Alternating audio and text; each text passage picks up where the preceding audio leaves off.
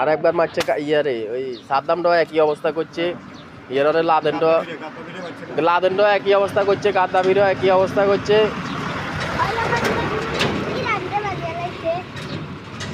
মিষ্টি গরম গরম, খেতে মজা।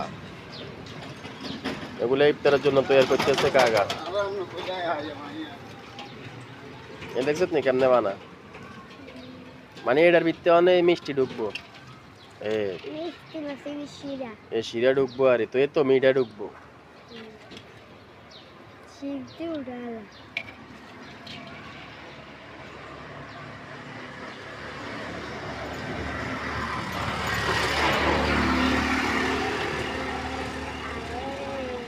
কাপড়ের নিচে ঢুকিয়ে করি, তারপরে না